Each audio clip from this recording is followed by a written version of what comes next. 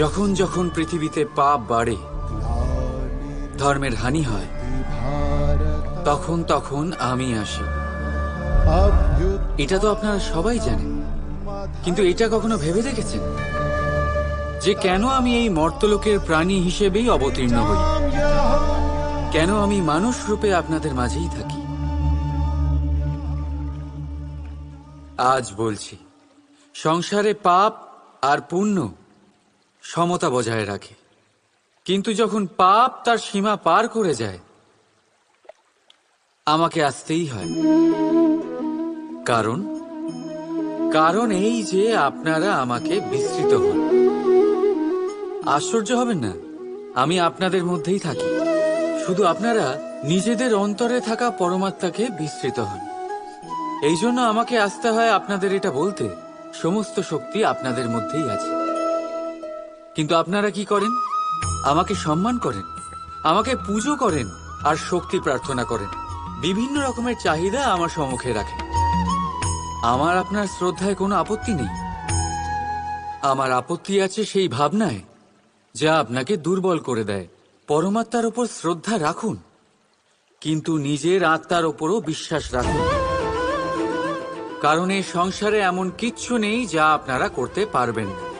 প্রতি নরের মধ্যে নারায়ণ বিরাজ করেন, আর প্রতি নারীর মধ্যে লক্ষ্মী। তাহলে চিনুন নিজের অন্তরের নারায়ণকে, আর বদলে দিন সময়ের চক্রব্যূহ। আমি খুশি হব জেনে আমার অবতীর্ণ হওয়ার বাস্তবিক প্রয়োজন আপনারা বুঝতে পেরেছেন। এখন শঙ্কা ত্যাগ করে শঙ্কর হয়ে যান, না হলে পাথরের মতো বেঁচে থাকতে হবে। রাধা রাধা। কখনো আপনারা ভেবেছেন এই সংসারে আমরা কার সাথে সবচেয়ে বেশি জড়িত? আপনারা কেউ বলবেন মাতা পিতা, কেউ বলবেন মিত্র, কেউ বলবেন স্ত্রী, আর কেউ বলবেন সন্তান। কিন্তু না, যদি এই সংসারে কারোর সাথে আমরা জড়িত থাকি, তাহলে তা সময়। সময়ই আমাদের অতীত, সময়ই আমাদের বর্তমান, আর সময়ই আমাদের ভবিষ্যৎ। আর আমরা কি করি? সব থেকে বেশি জড়িত সময়কে, সবচেয়ে বহুমূল্য সম্পত্তিকে আমরা। রাধা রাধা। অনেক সময়ই আপনার বয়োজ্যেষ্ঠরা বলেছেন যে এই সংসার দুঃখে ভরা, আর ঈশ্বর ভক্তি সেই দুঃখকে দূর করার পথ।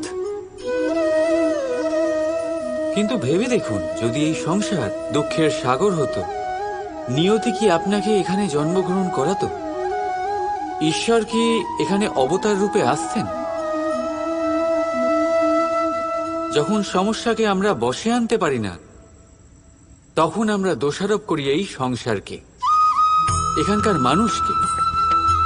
ভাবি ভালো হতো এখানে জন্মগ্রহণ না করি। একজন চাষি এক অনুর্বর জমিতে চাষ করেন, আর নিজের পরিশ্রম দিয়ে সেই জমিকে করে তোলেন সুজলা সুফলা। একজন দর্জি, যার কাছে একটা সামান্য কাপড় আসে, নিজের পরিশ্রম দিয়ে সেটাকে একটা সুন্দর পোশাকে পরিণত করেন। আপনিও পরিশ্রম করুন। এটা গুরুত্বপূর্ণ নয় আপনি সংসারের কোন স্তরে এসেছেন, এটা গুরুত্বপূর্ণ নয় আপনি এখানে কি করে এসেছেন।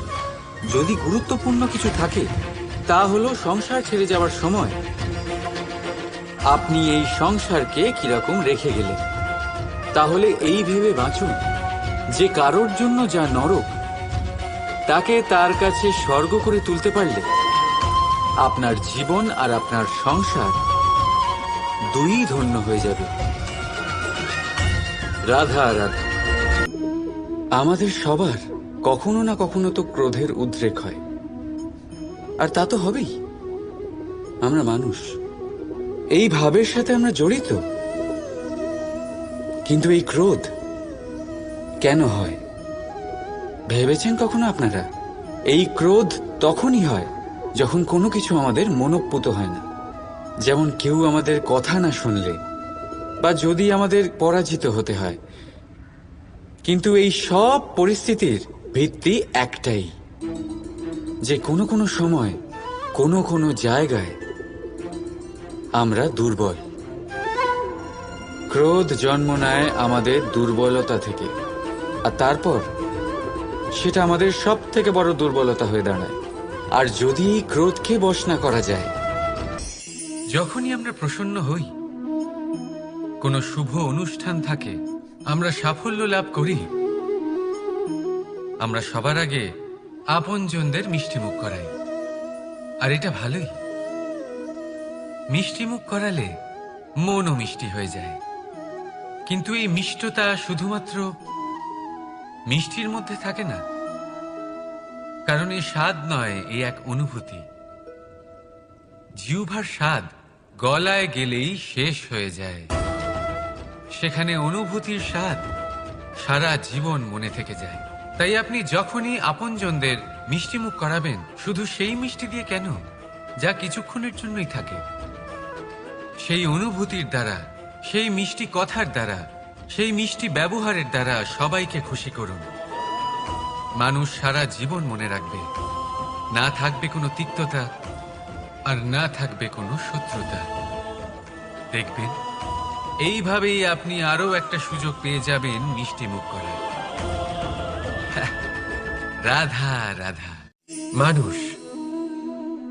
মানুষ কতটা শক্তিশালী হয়, তার কতটা সামর্থ্য রয়েছে, সে কতটা প্রতিভাশালী হয়, এটা হয়তো বলার কোনো দরকারই নেই।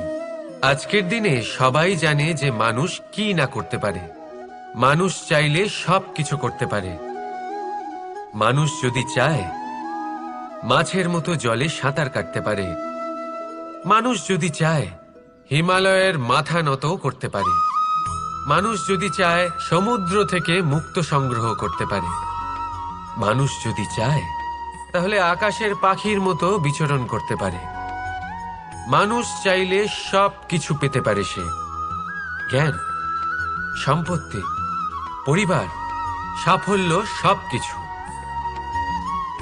যদি কিছু থাকে যেটা সে গ্রহণ করতে চায় না, সেটা হলো তার দোষ, তার ভুল। জীবনে এগিয়ে যেতে পারবেন। আর আমার সাথে ভালোবেসে বলুন, রাধা রাধা। এটা দেখতে পাচ্ছেন? আপনি নিশ্চয়ই জানেন এটা কি। এটা বড়ই বিচিত্র এক বস্তু। এটা হলো কয়লা। আমি একে বিচিত্র এই কারণে বলছি, ভেবে দেখুন, যদি এটা গরম হয় আর আপনি এটাকে ধরে ফেলেন, এটা আপনার হাত পুড়িয়ে ফেলবে। আর যদি এটা ঠান্ডা হয় আর আপনি এটা ধরেন, তাহলে এটা আপনার হাতে কালি লাগিয়ে দেবে। অর্থাৎ যে কোনো পরিস্থিতিতেই, যে কোনো রূপেই থাকুক না কেন, গরম হোক অথবা ঠান্ডা, এটা কোনো না কোনো ভাবে আপনার ক্ষতি অবশ্যই করবে। এরকমই হয় খারাপ মানুষজন, বদসঙ্গ, ঠিক কয়লার মতো। আপনি যদি কিছু নাও করেন, যাই হয়ে যাক, এরা যদি আপনার কাছে থাকে, তাহলে কোনো না কোনো ভাবে জীবনে আপনার কোনো না কোনো ক্ষতি অবশ্যই হবে। তাই নিজের জীবনে সবসময় সঙ্গতের নির্ণয় অত্যন্ত ভেবেচিন্তে করবেন। রাধা রাধা।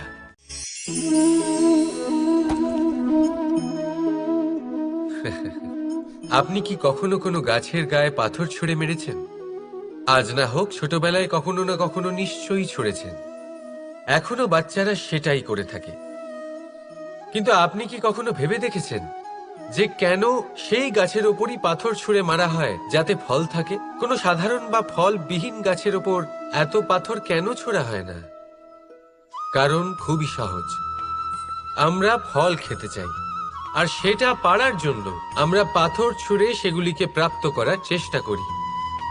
আর অন্যদিকে সেই গাছ এই পাথরের রূপে বিরোধিতা সহ্য করে, তবুও সেখানেই দাঁড়িয়ে থাকে যেখানে তার অবস্থান। সেই ফল আমাদের দিতে থাকে যা সর্বদা আমাদের দিয়ে এসেছে, আর সেই জন্যই সে আমাদের কাছে মূল্যবান। তাই মনে রাখবেন, আপনার জীবনেও এরকম অনেক মানুষ আসবেন, বা হয়তো এখনই আছে, যারা আপনার বিরোধিতা করেন, যারা আপনার জীবনে সংকট ডেকে আনেন, আপনাকে দোষারোপ করেন। কিন্তু আপনার নজর সেদিকে থাকা উচিত নয়। তাই একটা গুরুত্বপূর্ণ সত্য সবসময় মনে রাখবেন, সেই গাছের ওপরেই পাথর এসে পড়ে যে ফল ধারণ করে, যে মূল্যবান হয়। রাধা রাধা। পাদুকা, খড়ম আমাদের জীবনে কতটা গুরুত্বপূর্ণ হয়। যখনই আমরা এটা পায়ে পড়ে হাঁটি, এটা আমাদের রক্ষা করে কাঁটা থেকে, ছোট পাথর থেকে। এটা আমাদের সুরক্ষিত রাখে।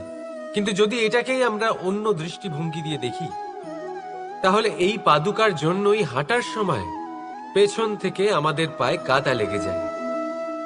এরকম মানুষও আমাদের জীবনে থাকে, যে থাকে তো আমাদের সাথেই, কিন্তু এরাই আমাদের পিঠ পিছে কাদা ছোড়ে।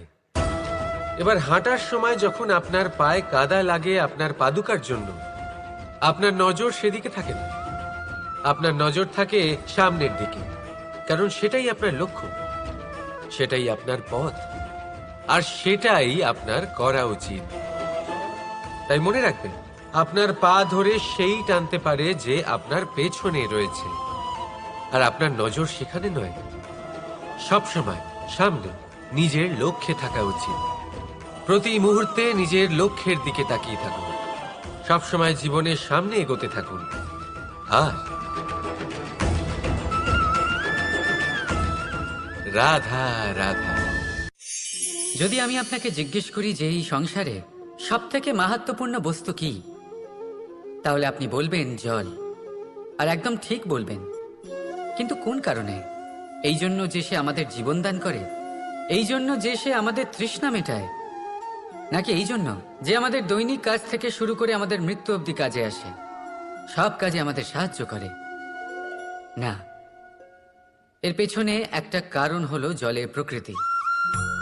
ভেবে দেখুন, সমুদ্রের এই জল সূর্যের তাপ সহ্য করে বাষ্পীভূত হয়, তারপর উপরে গিয়ে মেঘে পরিণত হয়, তারপর সেই মেঘ রূপে প্রবাহিত হয়ে কোনো পর্বতের সাথে ধাক্কা খেয়ে বর্ষা হয়ে এই পৃথিবীতে বর্ষিত হয়।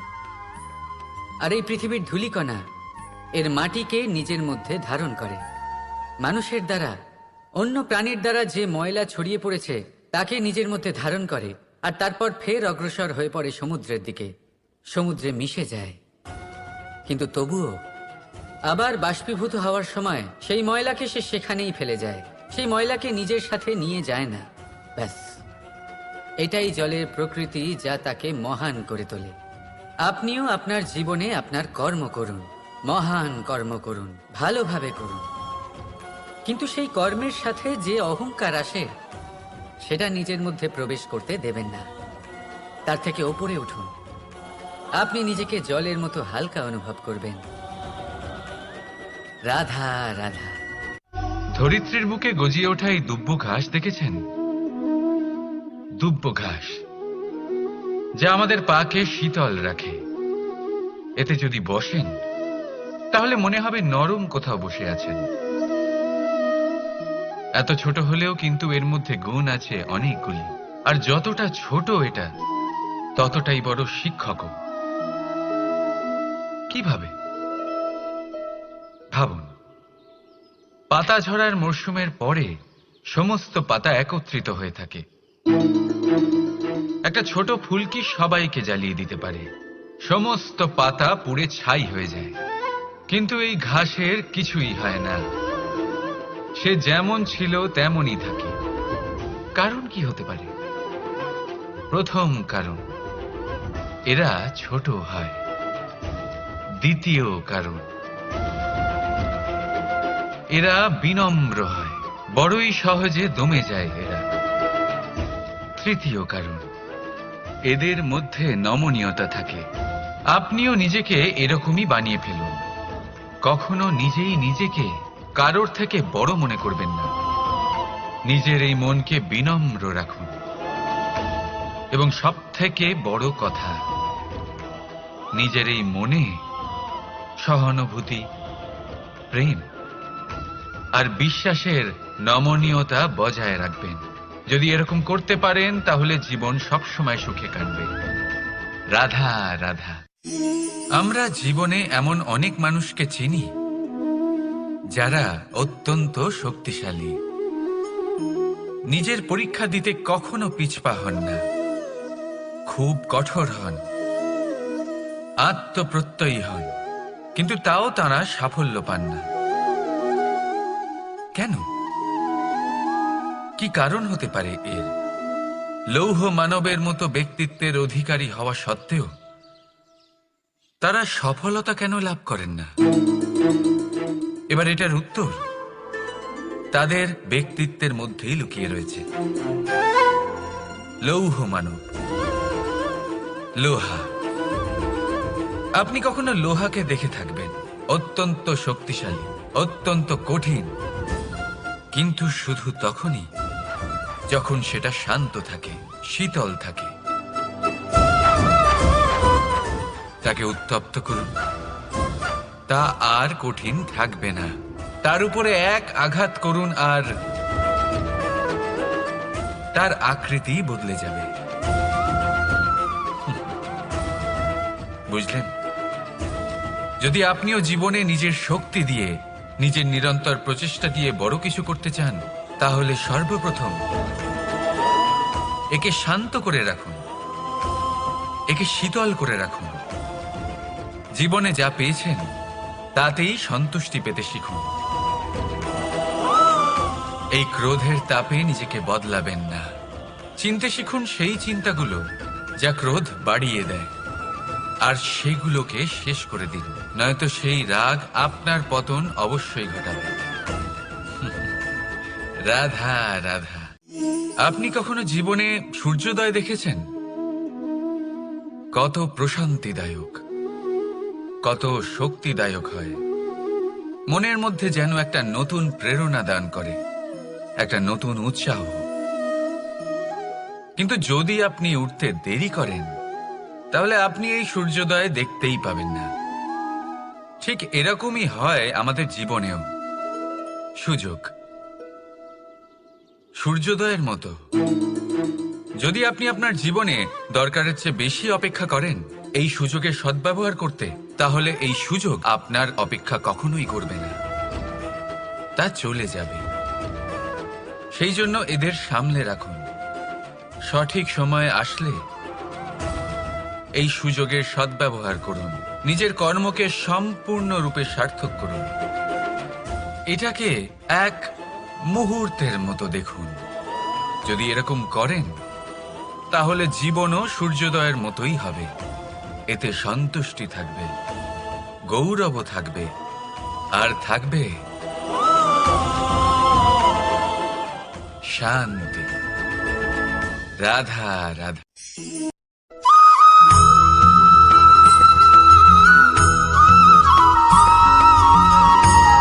ছোট হোক বা বড়, রাজা হোক বা দরিদ্র, সমস্ত মানুষের মধ্যে একটা সামঞ্জস্য থাকে। সমস্ত মানুষের কাছে তার প্রশংসা অত্যন্ত গুরুত্বপূর্ণ। সে খুবই প্রসন্ন হয় যদি আপনি তার প্রশংসা করেন, কিন্তু আপনি যদি তাকে এটা বলেন যে এটা তোমার ভুল ছিল, তোমার কিছু খামতি ছিল, তখন সেটা সে মানতে রাজিই থাকে না। সব মানুষ এটা শুনতে পছন্দ করে যে সে যেটা করেছে সেটাই সর্বোত্তম। এবার আমি আপনাকে একটা কথা বলি। এ হলো নিন্দা, এ হলো প্রশংসা, আর এই হলো সত্য, যা সবার থেকে উচ্চস্থানীয়। সেই জন্য মানুষ আয়না দেখে। আয়না তাকে তার সৌন্দর্য দেখায় না, তাকে দেখায় যা সত্য, যাতে মানুষ আরো সুন্দর হওয়ার চেষ্টা করতে থাকে। তাই আয়না অত্যন্ত গুরুত্বপূর্ণ সত্যকে জানার জন্য। জীবনে নিন্দুকের মাহাত্ম্য প্রশংসকের মাহাত্ম্যের থেকে অনেক বেশি। কেন? কারণ তারা আপনাকে আপনার খামতি দেখায়, আপনার ভুলগুলো বুঝিয়ে দেয়, আপনাকে একটা সুযোগ দেয় নিজেকে শুধরে নিতে, নিজেকে আরো শ্রেষ্ঠ করে তুলতে, যা প্রশংসক করতে পারে না। তাই জীবনে যদি কখনো নিন্দা করা হয়, তাকে ভালোবেসে গ্রহণ করুন, ধন্যাত্মক রূপে গ্রহণ করুন। যদি নিজেকে কোনো শিক্ষা দেওয়া সম্ভব হয় তাহলে অবশ্যই দিন। দেখবেন মন প্রসন্ন হয়ে বলবে রাধা রাধা। মানুষ যখন কোনো শক্তি লাভ করে তখন সে নিজেকে বলশালী মনে করে, শক্তি লাভ করলেই তার মধ্যে অহংকার চলে আসে, অভিমান চলে আসে। তার কারণ হলো সে একটা সহজ কথা বুঝতেই পারে না। এই সব যা হচ্ছে সময়ের জন্য হচ্ছে।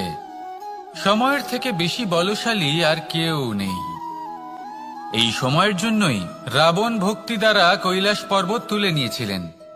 আবার সেই সময়ের জন্যই, সেই কারণেই রাবণকে বধ হতে হলো।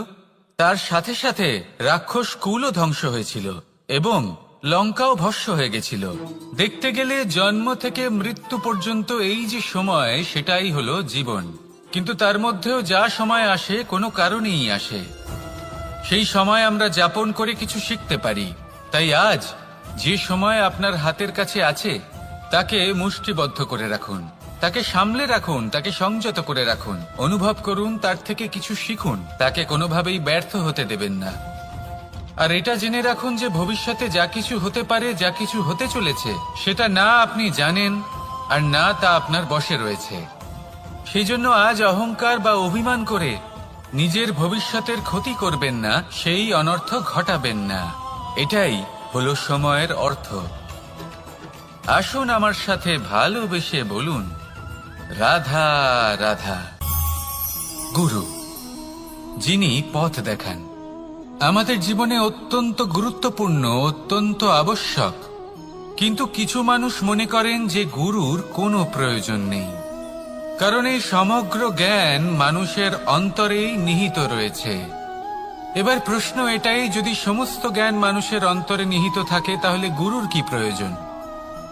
আর যারা আজ পর্যন্ত গুরুকে মেনে এসেছেন তারা কি অনুচিত করেছেন? এর উত্তর আমি আপনাকে দেব একটা উদাহরণ দ্বারা। একটা কাঠ যা জ্বলনশীল, জ্বলনের ঊর্জা তার অন্তরে নিহিত রয়েছে, কিন্তু তার জ্বলনের জন্য বাইরে থেকে একটা অনুঘটকের প্রয়োজন হয়। এই অনুঘটকই হলেন আপনার গুরু। উত্তাপ যা একটা কাঠকে জ্বালাতে পারে, সেই উত্তাপ হলো গুরুর প্রচেষ্টা। যদি সেই গুরুই না থাকে, তার প্রচেষ্টাই না থাকে, তাহলে সেই সমস্ত জ্ঞান যা মানুষের অন্তরে নিহিত তা ব্যর্থ হয়ে যাবে। যদি আপনার সাথে আপনার গুরু থাকেন, আপনার পথ প্রদর্শন করেন, আপনার অন্তরের জ্ঞানকে বাইরে নিয়ে আসতে পারেন, তাহলে তাকে সম্মান করুন। আর আমার সাথে ভালোবেসে বলুন, রাধা রাধা। বিপদ আপদ আপনাকে সন্ত্রস্ত করে রাখতে পারে, কিন্তু এই বিপদ প্রত্যেকের জীবনে কোনো না কোনো কারণে থাকে। এটা আপনাকে দেখায় যে আপনার মধ্যে কি খামতি রয়েছে, কেন রয়েছে। এই বিপদ হলো সেই মাধ্যম যার দ্বারা আপনি নিজের দুর্বলতাকে নিজের শক্তিতে পরিবর্তন করতে পারেন। একটা ফুলের দিকে তাকান। একটা ফুল, তার বুকে যখন একটা সূচ বিঁধে এপার ওপার হয়ে যায়, শুধু তখনই আমাদের প্রভুর জন্য ফুলের মালা তৈরি করা যায়। সেই জন্য কখনোই বিপদকে ভয় পাবেন না, তার থেকে দূরে পালাবেন না, একে স্বাগত জানান। বোঝার চেষ্টা করুন এই বিপদ কেন আছে। যদি বিপদকে বুঝতে পারেন তবেই জীবনকে বুঝতে পারবেন। যদি জীবনকে বুঝতে পারেন তবে এই বিপদকে সম্পদে পরিণত করতে পারবেন। আসুন আর আমার সাথে ভালোবেসে বলুন, রাধা রাধা। পরিকল্পনা অত্যন্ত গুরুত্বপূর্ণ, এটা আমাদের জীবনে অত্যন্ত আবশ্যক, এটা আমাদের জীবনে। কিন্তু এই পরিকল্পনা ঠিক কতটা হওয়া উচিত, অর্থাৎ এই পরিকল্পনার সম্পর্কে কতটা চিন্তা করা উচিত, কতটা ভবিষ্যতের বিষয়ে চিন্তা করা উচিত। এবার দূরদর্শিতা অত্যন্ত বিশিষ্ট গুণ মানব জীবনে, কিন্তু দূরদর্শিতায় এতটাও মগ্ন হওয়া উচিত নয় যে কাছের জিনিসগুলোই নজরে না পড়ে। আজকের কথা বাদ দিয়ে শুধুই ভবিষ্যৎ নিয়ে চিন্তা করা অনুচিত। এবার দেখুন, পরিকল্পনা করুন, কিন্তু তার থেকে বেশি উপভোগ করুন। এই মুহূর্ত সম্পর্কে অবগত নয়, কিন্তু ভবিষ্যতের কথা আমরা চিন্তা করতে থাকি।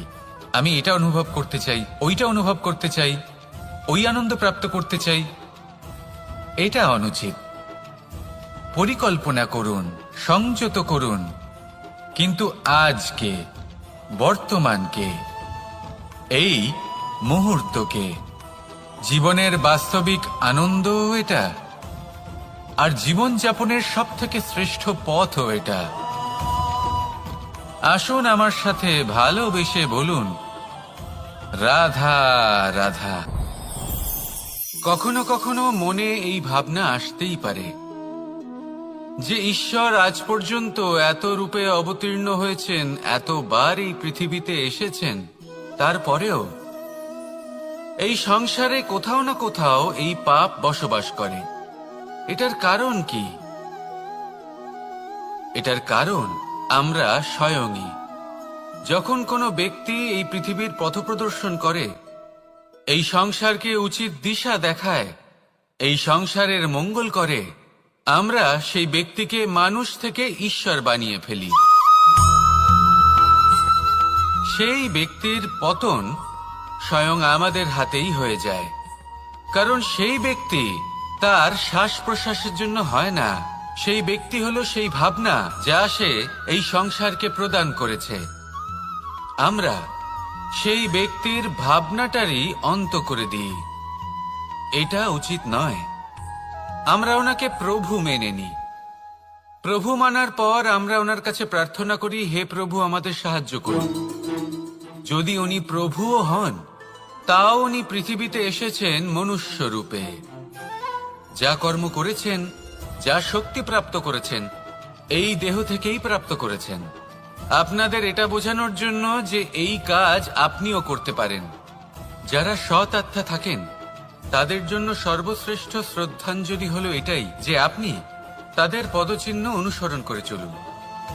না ওনাদের স্মরণে থাকুন, না পুষ্পের মালা ওনাদের চরণে রাখুন, বরং তাদের ভাবনাকে অনুসরণ করে সেই ভাবনা নিয়ে এগিয়ে চলুন। এটা না শুধু আপনার জন্য, বরং সমগ্র সংসারের জন্য লাভদায়ক। তাহলে এটাই করুন, আর আমার সাথে ভালোবেসে বলুন, রাধা রাধা। যখন কঠোর রোদে আমাদের শরীর উত্তপ্ত হয়ে যায়, আমরা গরম অনুভব করি, তখনই যদি বর্ষা হয় আর বৃষ্টির জলের ফোঁটা আমাদের শরীরে এসে পড়ে, তখন কেমন অনুভূতি হয়? বর্ষার এই জলের ফোঁটা যখন ধরিত্রীতে পড়ে, তখন যে নাদ উৎপন্ন হয়, মনে হয় যেন এক সঙ্গীত। এমন এক সঙ্গীত যা স্থিরতার সাথে আমাদের বুঝিয়ে দেয় যে এই সূর্যের উত্তাপ, এই রোদ, তা চিরকালের জন্য থাকবে না। সূর্যের কিরণের যতই তেজ থাকুক, যখন বর্ষা আসবে এই রোদের কিরণকে শীতল করবে। সূর্যের তেজ যতই বেশি হোক না কেন, কখনো না কখনো কালো মেঘ আসবে আর সূর্যকে ঢেকে দেবে। অর্থাৎ এই প্রকৃতি আমাদের শিক্ষা দেয় যে কারোর প্রকাশ, যে কারোর মেধা চিরকাল টিকে থাকে না। এবার যদি কথা বলি অন্ধকারের বিষয়ে, তবে রাত্রির কালো অন্ধকারকে একটা জোনাকির আলো পরাজিত করে। অর্থাৎ অন্ধকারও চিরকালের জন্য বজায় থাকে না। এটা কি আমরা বুঝলাম? তবে আপনাদের দুটো সহজ প্রশ্ন করব। জীবনে যখন কিছুই আপনাদের সাথে চিরকাল থাকবে না, তাহলে অহংকার কি নিয়ে? আর জীবনে যদি প্রত্যেক দুঃখ, বিপদ, সমস্যা একটা সময়ের পর আপনাকে ছেড়ে চলে যায়, তাহলে পরাজয় মানবেন কেন? এই দুশ্চিন্তা ত্যাগ করুন, এই অহংকার ত্যাগ করুন, আসক্তি ত্যাগ করুন, আর আমার সাথে ভালোবেসে বলুন, রাধা রাধা। ভোজন। এই সংসারে যেই হোক না কেন, কোনো মানুষ হোক, কোনো প্রাণী হোক, কোনো কীট হোক বা কোনো বনস্পতি হোক, প্রত্যেকের জন্য ভোজন অতি আবশ্যক। কারণ ভোজন থেকেই শক্তি পাওয়া যায়, আর সেই শক্তি দিয়েই সংসারের, আমাদের জীবনের সমস্ত কার্য করা যায়। এবার এমন এক ধরনের শক্তি হয় যা শীতের ঋতুতে সূর্য থেকে আমরা পেয়ে থাকি, আর আরেক ধরনের উত্তাপ হয় যা দিয়ে ভোজন রান্না করা হয়, সুস্বাদু নানান ধরনের ভোজন।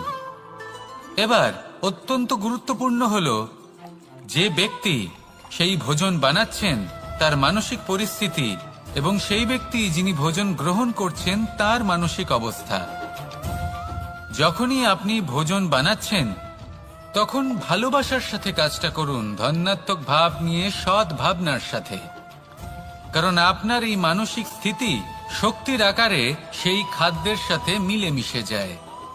আর যখনই আপনি ভোজন গ্রহণ করছেন তখন সদ্ভাবনার সাথে, প্রসন্নতার সাথে গ্রহণ করুন, ধন্যাত্মক ভাব নিয়ে। যদি আপনি প্রসন্নতার সাথে রান্না করেন, প্রসন্নতার সাথে খাদ্য গ্রহণ করেন, তাহলে আপনি প্রসন্নই থাকবেন। আর মন সুপ্রসন্ন হয়েই বলবে, রাধা রাধা। কখনো কোনো চাতক পাখিকে দেখেছেন? কথায় আছে যে বছরে মাত্র একবার সে তার তৃষ্ণা মিটিয়ে থাকে, আর তাও আকাশে ভেসে থাকা মেঘের দ্বারা ঘটানো বৃষ্টির জলের ফোঁটা থেকে। আর কোথাও থেকে সে তার তৃষ্ণা পূরণ করে না।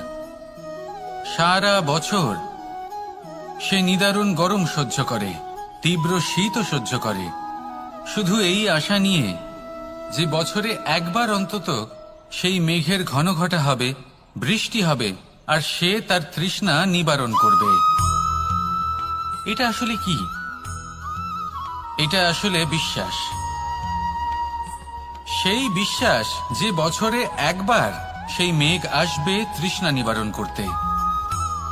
যেমন দেখুন, একটা সূর্যমুখী ফুল সারা রাত অন্ধকারের সাথে যুদ্ধ করে, কারণ তার বিশ্বাস যে ভোরবেলায় সূর্য তাকে অবশ্যই দর্শন দেবেন।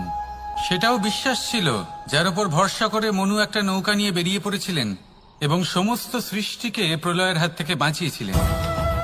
সেটাও ছিল ভালোবাসার প্রতি বিশ্বাস, যার উপর ভরসা করে বানর এবং ভাল্লুক সেনা নিয়ে শ্রীরাম আক্রমণ করেছিলেন সমস্ত বরদানপ্রাপ্ত অসুরগণ এবং রাক্ষসগণের লঙ্কায়, এবং জয় লাভ করেছিলেন। এই বিশ্বাসই হলো এই বিশ্বের আশা। বিশ্বাস রাখুন যে আপনি হলেন সর্বশ্রেষ্ঠ এবং শুধুই নিজের কর্ম করতে থাকুন। এই বিশ্বাসের আশাই আপনাকে প্রতি মুহূর্তে বল প্রদান করবে। এ হলো আমার বিশ্বাস।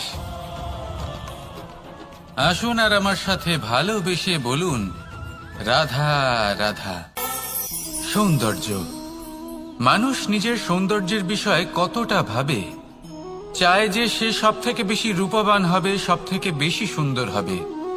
কিন্তু সৌন্দর্যের পরিভাষা কি তা কি সে জানে? কোনো মাকে জিজ্ঞেস করুন, ওনার জন্য সৌন্দর্যের পরিভাষা ওনার সন্তান। কোনো ভক্তকে জিজ্ঞেস করুন, ওনার জন্য সৌন্দর্যের পরিভাষা ওনার ভগবান। শ্রীরামকে জিজ্ঞেস করুন, ওনার জন্য সৌন্দর্যের পরিভাষা হলো হনুমান। ভাঙা হানু, ফুলে যাওয়া মুখ, দেখতে গেলে উনি বানর, লম্বা লেজ, এত নিরীহ যে ওনাকে অমূল্য মালা দিলে সেটা ছেড়ে তার ভেতরে শ্রীরামকে খুঁজছিলেন। কিন্তু ওনার ভাবনা কত সুন্দর।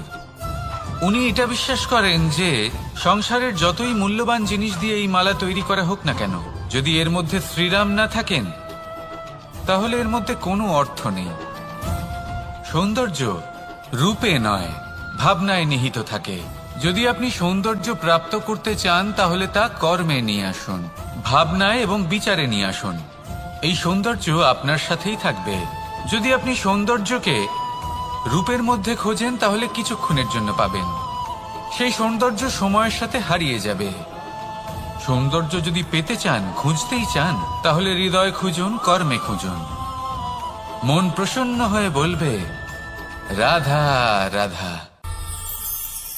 ব্যায়াম, এই শব্দ আমরা সকলে শুনেছি, আর এটা সারা জীবন আমাদের সাথেই থাকে কোনো না কোনো রূপে। যখন আমরা জন্মগ্রহণ করি, চলতে শিখি, প্রথমে আমরা হামাগুড়ি দিয়ে চলি, পরে চলতে চেষ্টা করি কিন্তু পড়ে যাই। তখন আমাদের বাড়ির গুরুজনেরা আমাদের আটকান না। ওনারা মনে করেন এইভাবেই আমাদের সন্তান চলতে শিখবে, এইভাবেই তার পা আরো মজবুত হবে, যা অত্যন্ত গুরুত্বপূর্ণ। এইবার জীবনকালে যতই আমরা এগোতে থাকি, এই ব্যায়াম বিভিন্ন রূপে আমাদের সাথেই থাকে। কিন্তু আপনি কি জানেন যে এই ব্যায়ামের তাৎপর্য আসলে কি? আপনি কি জানেন এই ব্যায়ামের মর্ম আসলে কি? যখনই আমরা এই ব্যায়াম করি, আমাদের শরীরের মাংসপেশি ক্ষয় হয়। প্রথমে তা ক্ষয় হয়, তারপর আবার তা নির্মিত হয়। আরো শ্রেষ্ঠ, আরো শক্তিশালী মাংসপেশি আমরা লাভ করি। অর্থাৎ এই ব্যায়াম হলো সৃজনের বিজ্ঞান। এই ব্যায়াম আমাদের জন্য অত্যন্ত আবশ্যক। সেই জন্য জীবনে যখনই কোনো কিছু নষ্ট হয়ে যায়, চলে যায়, তখন হতাশ হয়ে পড়বেন না, তাকে পুনর্নির্মাণ করার চেষ্টা করবেন। আর এই শিক্ষা আমরা লাভ করি পাখিদের থেকে। যখনই বর্ষা হয়, ঝড় আসে, যখন পাখির বাসা ভেঙে চুরমার হয়ে যায়, তারা হার মেনে নেয় না। সে আবার অল্প অল্প করে সব খুঁজে একত্রিত করে আবার নিজের বাসা বানিয়ে তোলে, পুনরায় এক জীবনকে জন্ম দেয়, এক নতুন পরিবারকে জন্ম দেয়। তাই মনে রাখবেন, জীবনে এইভাবেই যদি আপনি নির্মাণ করতে চান, সৃজন করতে চান, তাহলে সেই নির্মাণের জন্য ভাঙনের অভিজ্ঞতা থাকা অত্যন্ত আবশ্যক। ভগ্ন বস্তুকেও সম্মান করা অত্যন্ত আবশ্যক। এই আচরণ মনে নিয়ে আসুন, মন প্রসন্ন হয়ে বলবে রাধা রাধা। আমাদের এই জীবন, তাতে এই যে সময় চক্র, তা তিনটি ভাগে বিভক্ত। এক হলো অতীতকাল, ফেলে আসা অতীত, তারপরে আসে বর্তমান, এখনকার এই মুহূর্ত, আর তারপর আসে আগামীকাল অর্থাৎ ভবিষ্যৎ। এবার এখানে সবথেকে গুরুত্বপূর্ণ হলো অতীতকাল, ভবিষ্যৎকাল, ফেলে আসা অতীত এবং আগামী সময়। কেন? কারণ এই দুইয়ের উপর নির্ভর করছে যে আপনি বর্তমানে কি করতে চলেছেন। শুধু প্রয়োজন হলো সঠিক দৃষ্টিভঙ্গির। অতীতকালকে যদি আপনি একটি দৃষ্টিভঙ্গি থেকে দেখেন, তাহলে অতীতকালে আপনি দুঃখও দেখতে পাবেন, যন্ত্রণাও দেখতে পাবেন। অন্য কোনো দৃষ্টিভঙ্গি থেকে দেখলে আপনি অতীতকাল থেকে শিক্ষাও লাভ করবেন। এবার এই শিক্ষা অনুসারেই বর্তমানে কর্ম করা উচিত। এবং যদি ভবিষ্যতের কথা বলি, তাহলে বলবো ভবিষ্যতের কথা ভেবে আপনি আজ অবশ্যই চিন্তিত হতে পারেন। অন্য একটি দৃষ্টিভঙ্গি থেকে দেখলে এই ভবিষ্যতেই আপনি একটি লক্ষ্য, একটি উদ্দেশ্য দেখতে পাবেন, যে আপনি কি করতে চান, কি লাভ করতে চান। এবার সেই অনুসারে বর্তমানে কর্ম করা উচিত, ভবিষ্যৎ এবং অতীতকাল অনুসারে। এভাবেই যদি জীবনে কর্ম করতে থাকেন, আপনার এই বর্তমানের দিনগুলো আপনি একটু নতুনভাবে বাঁচতে পারবেন। এভাবেই যদি জীবনে এগোতে থাকেন, তাহলে আপনার জীবনে আনন্দের উদ্ভব হতে কেউ বাধা দিতে পারবে না। আসুন আমার সাথে ভালোবেসে বলুন রাধা রাধা। পরিকল্পনা অত্যন্ত গুরুত্বপূর্ণ, এটা আমাদের জীবনে অত্যন্ত আবশ্যক, এটা আমাদের জীবনে। কিন্তু এই পরিকল্পনা ঠিক কতটা হওয়া উচিত, অর্থাৎ এই পরিকল্পনার সম্পর্কে কতটা চিন্তা করা উচিত, কতটা ভবিষ্যতের বিষয় চিন্তা করা উচিত। এবার দূরদর্শিতা অত্যন্ত বিশিষ্ট গুণ মানব জীবনে, কিন্তু দূরদর্শিতায় এতটাও মগ্ন হওয়া উচিত নয় যে কাছের জিনিসগুলোই নজরে না পড়ে। আজকের কথা বাদ দিয়ে শুধুই ভবিষ্যৎ নিয়ে চিন্তা করা অনুচিত।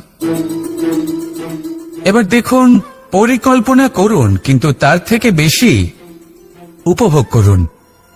এই মুহূর্ত সম্পর্কে অবগত নয়, কিন্তু ভবিষ্যতের কথা আমরা চিন্তা করতে থাকি।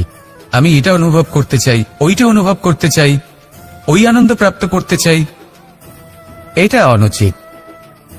পরিকল্পনা করুন, সংযত করুন, কিন্তু আজকে, বর্তমানকে, এই মুহূর্তকে। জীবনের বাস্তবিক আনন্দ এটা, আর জীবনযাপনের সবথেকে শ্রেষ্ঠ পথও এটা। আসুন আমার সাথে ভালোবেসে বলুন রাধা রাধা। মানুষ কখনো কখনো সময়কে নিয়ন্ত্রণ করতে চেষ্টা করে, কখনো কখনো সময়ের গুরুত্ব বুঝতে পারে না। এটা ভাবে যে এই কিছু মুহূর্ত কেটে যাক, একে অতিবাহিত করি, তাহলে কি বা হবে, কয়েকটা মুহূর্ত মাত্র। কিন্তু তা নয়।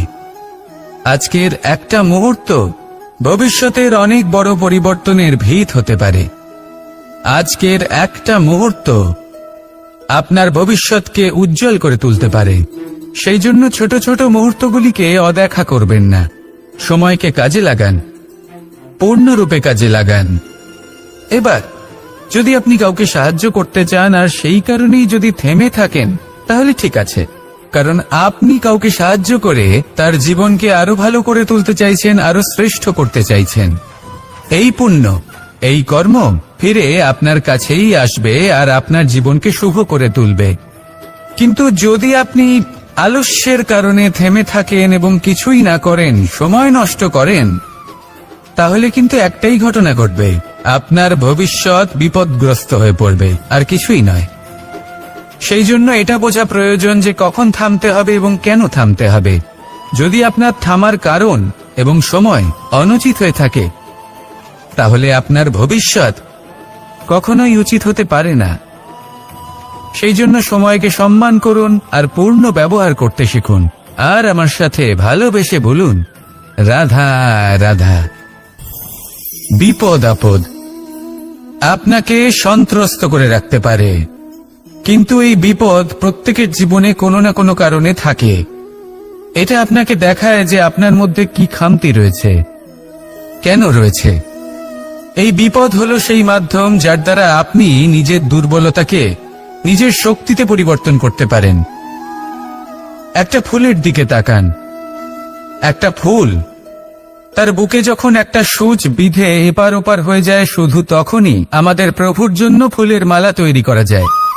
সেই জন্য কখনোই বিপদকে ভয় পাবেন না, তার থেকে দূরে পালাবেন না, একে স্বাগত জানান। বোঝার চেষ্টা করুন এই বিপদ কেন আছে। যদি বিপদকে বুঝতে পারেন তবেই জীবনকে বুঝতে পারবেন। যদি জীবনকে বুঝতে পারেন তবেই এই বিপদকে সম্পদে পরিণত করতে পারবেন। আসুন আর আমার সাথে ভালোবেসে বলুন, রাধা রাধা। জীবনে সবথেকে বেশি গুরুত্বপূর্ণ বস্তু কি? বাড়ি, বাহন, সোনা, ধন। যদি আমি সত্যি বলি তাহলে জীবনে সবথেকে বেশি গুরুত্বপূর্ণ বস্তু কোনো বস্তুই নয়। যদি কিছু গুরুত্বপূর্ণ থাকে তাহলে তা হলো অনুভূতি, করুণা, মিত্রতা, মাতৃত্ব, বাৎসল্য, আর সবথেকে বেশি গুরুত্বপূর্ণ ভালোবাসা। নিজেদের এই জীবনে যদি আপনি শুধুমাত্র বস্তুর খেলাতে মেতে থাকেন তাহলে জীবনে আনন্দ কখনোই থাকবে না। নিজের এই জীবনকে অনুভূতির পীঠস্থান বানিয়ে তুলুন। এই মন প্রসন্ন হয়ে বলবে, রাধা রাধা। সাগরের ঢেউ সমুদ্র তটে ধাক্কা খেয়ে, পাথরের সাথে ধাক্কা খেয়ে তার আকার বদলে দিতে পারে। বিভিন্ন আকারের পাথরে এদের ঘষে ঘষে গোলাকার বানিয়ে দিতে পারে, কিন্তু এই সাগরের ঢেউ এদের নিজেদের আকার কখনো বদলায় না। কিন্তু এমন কেন? কারণ এরা বিচ্ছিন্ন হয়েও আবার একত্রিত হতে জানে। অর্থাৎ যখন এরা বিচ্ছিন্ন হয় তখন মতভেদ অবশ্যই, কিন্তু আবার একত্রিত হওয়া হলো এদের একতার প্রতীক। দেখুন, ঝগড়াঝাঁটি, তর্ক বিতর্ক, মতভেদ এগুলো জীবনের অভিন্ন অঙ্গ, কিন্তু এদের কখনো মনে প্রবেশ করতে দেবেন না। যদি মনে প্রবেশ করেও ফেলে তাদের মনে ঘর করতে দেবেন না, এদের বের করে ফেলুন। এই ঝগড়াঝাঁটি, তর্ক বিতর্ক, মতভেদ এদের সারা জীবন সাথে নিয়ে চলবেন না। যদি একসাথে নিয়ে চলতে চান তাহলে সকলকে একসাথে নিয়ে চলুন, ঢেউয়ের মতো। একতায় বিশ্বাস রাখুন। একসাথে মিলে যদি এগোতে থাকেন তাহলে অনেক দূর পৌঁছবেন, নয়তো শুধু দূরের কথা ভেবেই যাবেন। কি চান সেই সিদ্ধান্ত আপনারই। আসুন আর আমার সাথে ভালোবেসে বলুন, রাধা রাধা। এই সাগর হলো বিশাল। কথায় আছে যে জীবনের উৎপত্তি সাগর থেকেই হয়েছে। কথাটা ঠিকও। এই সাগরই আমাদের ভিন্ন ভিন্ন ধরনের বনস্পতি প্রদান করেন, মণি এবং মুক্ত প্রদান করেন। আমরা কতটা তুচ্ছ সেই বিষয়ে আমাদের উপলব্ধি ঘটান, আমাদের প্রেরণা প্রদান করেন, যাতে আমরাও সাগরের মতো বিশাল হয়ে উঠতে পারি। এই সাগরের অনেকগুলো গুণ আছে যা আমরা শিখতে পারি। আজ আমি কথা বলবো একটা বিশেষ গুণের বিষয়। বেশিরভাগ মানুষ মালিন্য, নোংরা পদার্থ, নোংরা বস্তু, অপদ্রব্য এই সাগরে ভাসিয়ে দেন, কিন্তু সাগর এই পদার্থ নিজের মধ্যে একত্রিত করে রাখেন না। এই সব নিজের ভেতর থেকে বাইরে বের করে দেন। এ হলো অত্যন্ত শ্রেষ্ঠ একটা গুণ। কিন্তু এই কাজকেও সার্থক করার জন্য সাগরেরও একটা তটের প্রয়োজন পড়ে, যেখানে সাগর এই সব বস্তু বাইরে বের করে ফেলতে পারে। আর মানুষও ভিন্ন কিছু নন। দেখুন, মানুষেরও তো একটা তটের প্রয়োজন পড়ে। এই তট, তিনি হয়তো আমাদের গুরু হতে পারেন, আমাদের মা বাবা হতে পারেন, ভাই বা মিত্র হতে পারেন, বা হয়তো সেই সমস্যাগুলি যার থেকে আমরা দূরে পালিয়ে যাচ্ছি। কারণ যখন আপনি এই সমস্যাগুলির সম্মুখীন হবেন, শেষ পর্যন্ত আপনি শিক্ষাই পাবেন। সব থেকে বেশি গুরুত্বপূর্ণ এই মনকে পবিত্র রাখা। আর তার জন্য একটাই উপায় আছে, এই মন তার মন্থন করা। যদি এই মনের মন্থন করেন তাহলে পূর্ণরূপে পবিত্র হবেন। আর এই মন, আপনি তো জানেনই, প্রসন্ন হয়ে বলবে রাধা রাধা। যদি আমি আমার চোখ বেঁধে কোনো একটা নির্দিষ্ট দিকে নিজের সমস্ত শক্তি প্রয়োগ করে ছুটে যাই, তাহলে কি হবে? আমি কোথাও ধাক্কা খেতে পারি, নিজের ক্ষতি করতে পারি, কোথাও পড়ে যেতে পারি, তাই না? অর্থাৎ এটা নিশ্চিত এই কাজ আমার করা উচিত নয়। কিন্তু আজকের দিনে প্রত্যেকটা মানুষ এই কাজই করছেন, তাই না? কোনো কাজ করার পূর্বে সেই কাজের বিষয়ে সম্পূর্ণ তথ্য কোথায় সংগ্রহ করছেন? শুধু এটুকু জানেন যে এই কাজটা করলে কত ধন অর্জন করবেন আর কত নাম হবে, আর ব্যাস সামনে এগিয়ে যান। এটা উচিত নয়। পূর্ণরূপে যে কোনো কাজ করার আগেই সেই কাজের বিশ্লেষণ করে নেওয়া উচিত, তা বুঝে নেওয়া উচিত, এবং সেই বিষয়ে অবশ্যই খেয়াল রাখা উচিত যে আপনার শরীর এবং আপনার মন এই কাজ করার জন্য কি প্রস্তুত রয়েছে। যদি তা না হয় তাহলে প্রথমে নিজেকে শুধরে নিন, তারপরে সেই কাজ করুন। যদি এইভাবে জীবনে সামনে এগোন, তাহলে সাফল্যের সম্ভাবনা জীবনে অনেক বেশি বেড়ে যাবে। তাহলে এটাই করুন, আর আমার সাথে ভালোবেসে বলুন রাধা রাধা। আমরা জীবনে চলতে চাই, সামনে এগোতে চাই, কিন্তু কখনো কখনো এমন হয় যে আমরা আমাদের লক্ষ্য দেখতেই পাই না। আমরা চিন্তিত হয়ে পড়ি, ব্যতীত হয়ে পড়ি, আমরা কিছু বুঝতেই পারি না। এই মন অশান্ত হয়ে যায়। কিন্তু যদি আপনি থেমে যান, তাহলে নিজের পথ এবং নিজের লক্ষ্য থেকে সরে যাবেন। সেই জন্য চলতে থাকুন, থামবেন না। যতদূর পারবেন চলতে থাকুন, যতদূর দৃষ্টি যাচ্ছে চলতে থাকুন। তারপরেই দেখবেন পরবর্তী পথ আপনা থেকেই আপনার সামনে আসবে। কারণ আপনার দৃষ্টির সীমা থাকতেই পারে, দৃষ্টিভঙ্গির সীমা নেই। আপনার পথের সীমারেখা থাকতেই পারে, কিন্তু সেই পথে চলার সাহসের সীমা নেই। সেই জন্য নিজেকে অসীমিত করে তুলুন। এই সীমারেখা আপনা থেকেই দূর হয়ে যাবে, লক্ষ্য নিজে থেকেই দেখতে পাবেন, আর এই মন সুপ্রসন্ন হয়ে বলবে রাধা রাধা। সম্পর্ক হলো আমাদের জীবনের একটি আধার। কিছু সম্পর্ক এমন যা আমরা জন্মসূত্রে লাভ করি, যেমন পরিবার, মা বাবা। কিছু সম্পর্ক আছে যা আমরা জীবনে অর্জন করে থাকি, তা সে প্রেমের হোক, স্নেহের হোক বা বন্ধুত্বের। এই সকল সম্পর্ক লাভ করার বা গড়ে তোলার 5টি ধাপ রয়েছে। প্রথম ধাপ, কোনো ব্যক্তির সাথে আলাপ হওয়া, তার সাথে কথা বলা বা তাকে দেখা। দ্বিতীয় ধাপ, সে ব্যক্তিকে আমাদের ভালো লাগা। তৃতীয় ধাপ, আমাদের এটা চাইতে শুরু করা যে জীবনে এই ব্যক্তি যেন আমাদের বন্ধু হন, আমাদের জীবনে থাকেন, বা আমাদের কাউকে ভালোবেসে ফেলা, আর এটা আমাদের ভাবা বা চাওয়া যে সেই ব্যক্তি যেন আজীবন আমার সাথে থাকেন, আমার জীবনে আমার সাথী হয়ে। চতুর্থ ধাপ, লাভ করা। এবার এই ধাপটি অনেক মানুষের পক্ষেই খুবই সরল হয়, বড়ই সরলভাবে নিজেদের সঙ্গীকে লাভ করে থাকেন। কিছু মানুষের জন্য এই ধাপ অত্যন্ত কঠিন হয়ে থাকে। অনেক প্রতিকূল পরিস্থিতির ওপর জয়লাভ করে তারা সঙ্গীকে লাভ করেন, কিন্তু লাভ অবশ্যই করেন। এরপরে আসে পঞ্চম, অন্তিম এবং সবথেকে গুরুত্বপূর্ণ ধাপ। সেটা হলো সেই সম্পর্ক পালন করা। এটা হলো এমন এক বিষয় যা প্রত্যেক মানুষের শেখা উচিত। যদি ব্যক্তি নিজের জীবনে সম্পর্ক রক্ষা করতে শিখে যান, তবে প্রত্যেক সম্পর্ক তার জীবনকে স্বর্গ করে তুলবে। আসুন আর আমার সাথে ভালোবেসে বলুন, রাধা রাধা। রাধা কখনো কখনো আমার জন্য বড়ই সুগন্ধি আতর নিয়ে আসে, পারিজাত ফুলের মালা নিয়ে আসে আমার প্রসাধন করবে বলে, এবং আমার সব থেকে বেশি প্রিয় মাখন নিজে হাতে বানিয়ে আনে আমাকে নিজে হাতে খাইয়ে দেবে বলে, সবকিছু আমাকে প্রসন্ন করবে বলে। কিন্তু আপনি কখনো ভেবেছেন যে এই আতর কিভাবে বানানো হয়? সহস্র ফুলের পাপড়ি একসাথে পিষে নিতে হয়, তারপরে তার থেকে যে রস নিঃসৃত হয় সেই রস দ্বারাই আতর তৈরি হয়। অনেক সংখ্যক ফুলকে অসীম যন্ত্রণা ভোগ করতে হয়, তবে তারা আমার প্রসাধন সামগ্রী হয়ে উঠতে পারে। দুধ থেকে মাখন তৈরি করার জন্য কতটা পরিমাণ মন্থন সহ্য করতে হয় সেটা আপনি জানেন। ঠিক সেই রকমই হলো আমাদের জীবনও।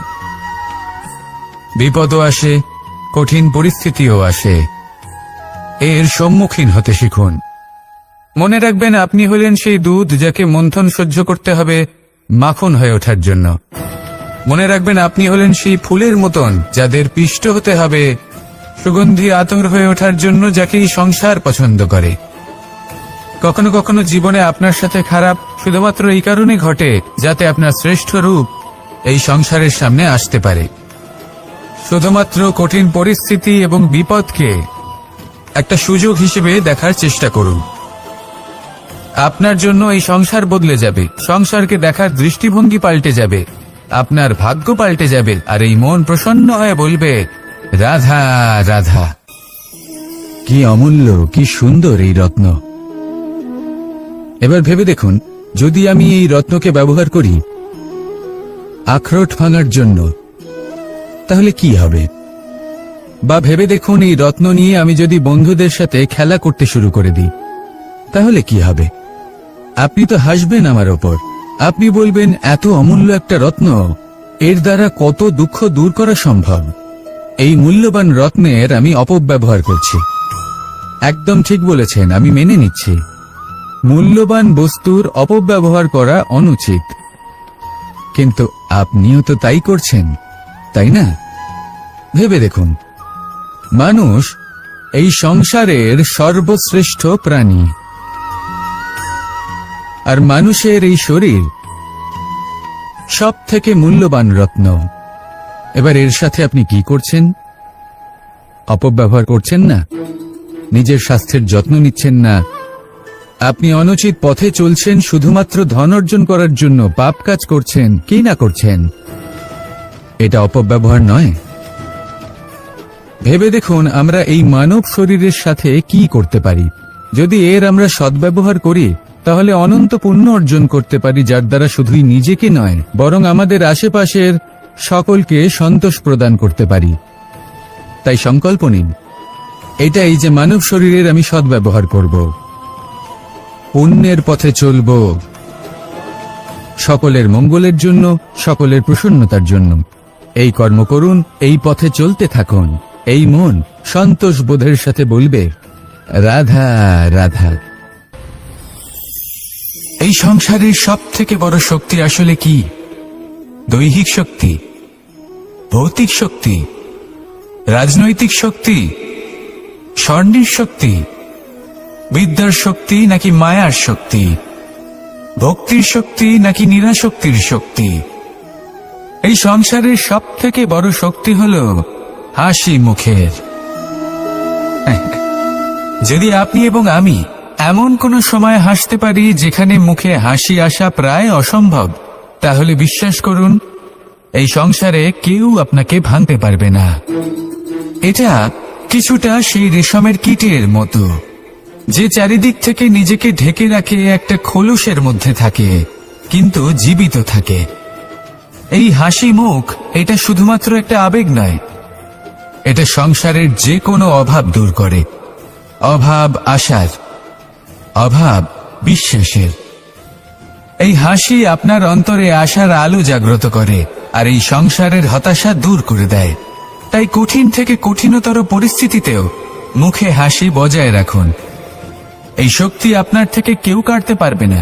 আর যদি আপনার কাছে এই শক্তি থাকে তাহলে অন্য কোনো শক্তি আপনাকে বাধা দিতে পারবে না। তাহলে হাসুন আর আমার সাথে ভালোবেসে বলুন, রাধা রাধা। ভীষ্ম একটা মহান নাম, দেবী গঙ্গার সুপুত্র। স্বয়ং বৃহস্পতি এবং পরশুরাম ছিলেন ওনার শিক্ষাগুরু। অত্যন্ত মহান যোদ্ধা ছিলেন,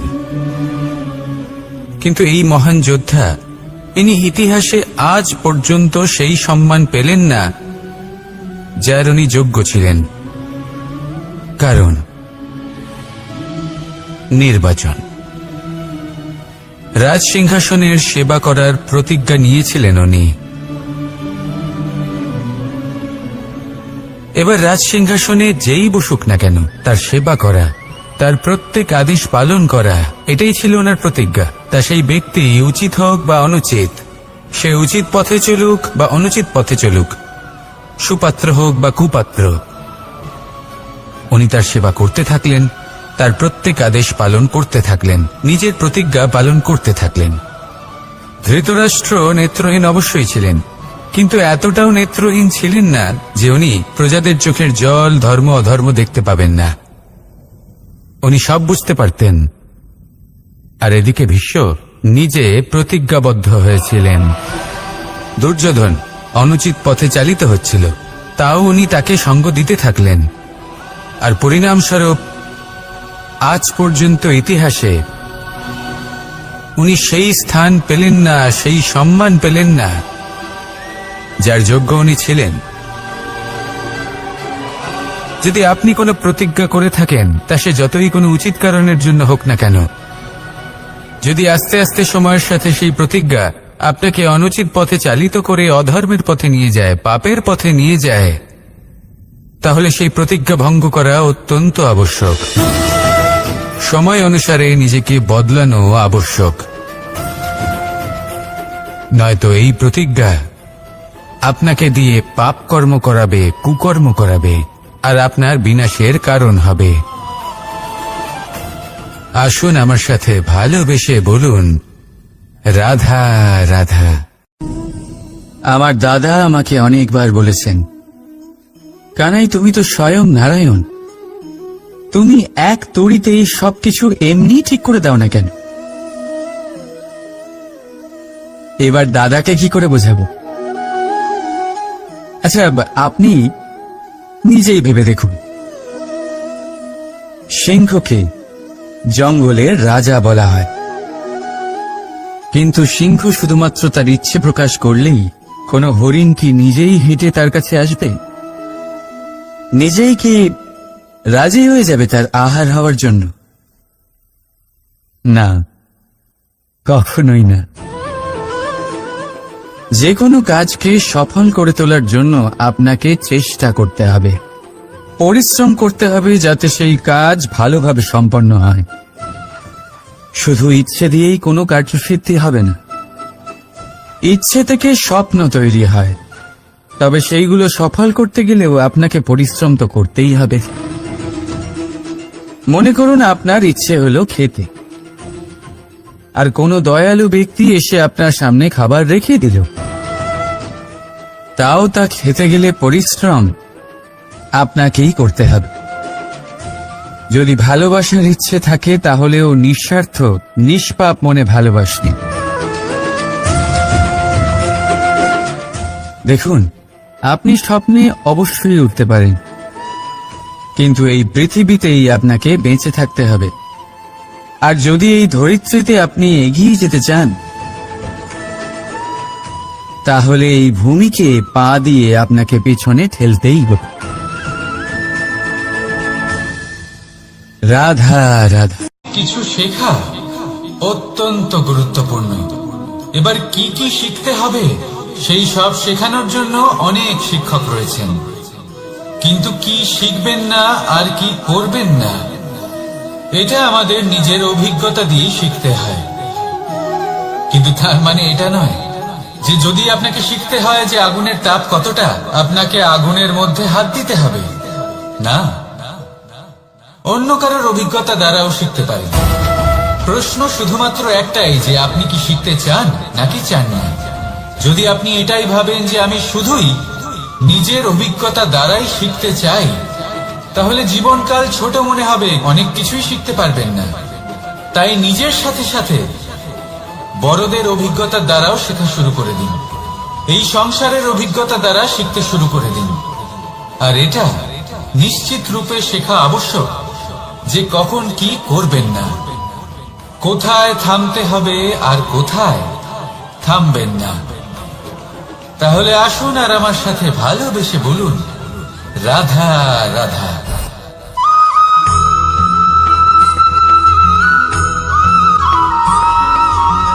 এই সংসারে সব থেকে বেশি কোমল বস্তু হলো রেশম।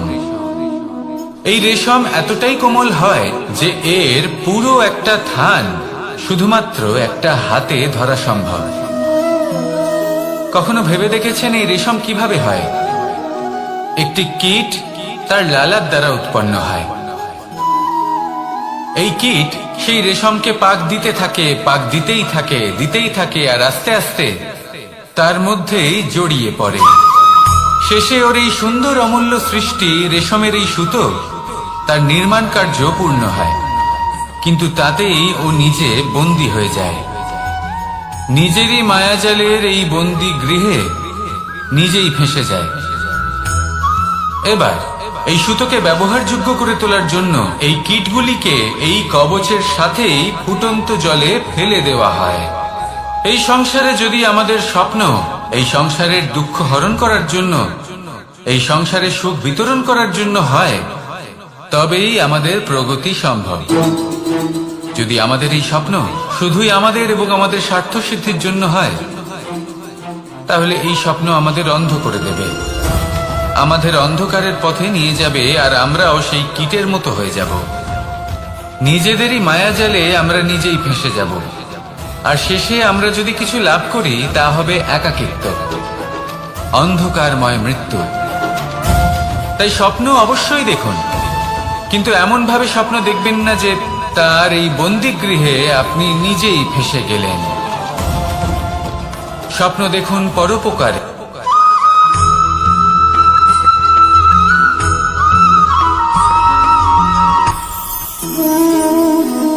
শক্তি এক অত্যন্ত বিচিত্র বস্তু, বা বলতে পারেন অনুভূতি। পিতা সবসময় চান যেন তিনি তার শক্তির পুত্রকে। আসুন আপনাকে সহজে বোঝাই। যদি আপনি সুপাত্র হন আর আপনাকে শক্তি দেওয়া হয়, তাহলে আপনি সেই শক্তির গুরুত্ব বুঝবেন, কোথায় সেই শক্তি প্রয়োগ করা উচিত সেটা বুঝবেন। আর এটা যেহেতু অর্জন করা শক্তি হবে, সেই শক্তির অপব্যবহার হবে না। কিন্তু যদি এই আপনি কুপাত্র হন আর যদি আপনাকে এই শক্তি দেওয়া হয়, তাহলে কি হবে? দেখতে গেলে এই শক্তি আপনি দান হিসেবে পেয়েছেন, তাই না আপনি এই শক্তির গুরুত্ব বুঝবেন আর না এর প্রয়োগ আপনি জানবেন। তার অপব্যবহার হওয়া সুনিশ্চিত। তাই যদি আপনি কোনো শক্তি অর্জন করতে চান, তাহলে আগে তার যোগ্য হয়ে উঠুন, পুত্র নয় পাত্র হয়ে উঠুন।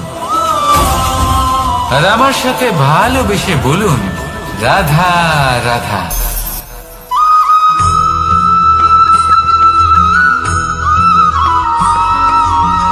এই সংসারে প্রত্যেক মানুষ এটাই চান যে তিনি যেন ধনবান হন, আর্থিক অবস্থা তার ভালো থাকে, ওনার বাড়িতে লক্ষ্মীর আগমন হয়। কিন্তু সেটা হবে কি করে, সেটাই হলো প্রশ্ন।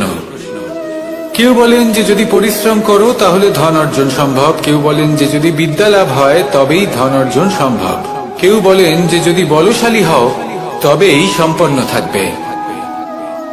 ভালো কথা, যদি তাই হয়ে থাকে, তবে দিনমজুর সারা দিন পরিশ্রম করেন, তিনি কেন ধনী হন না? অনেকজন বিদ্বান মানুষ আছেন এই সংসারে, তারা কেন ধনবান হন না?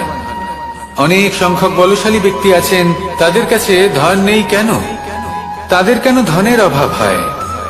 আবার এমনও কিছু মানুষ আছেন যারা পরিশ্রম করেন, তারা দিনমজুর, কিন্তু তারা ধন অর্জন করতে পারেন। কিছু বিদ্বান ব্যক্তি আছেন যাদের কাছে অধিক মাত্রায় ধন রয়েছে। কয়েকজন বলশালী ব্যক্তি রয়েছেন যাদের কাছে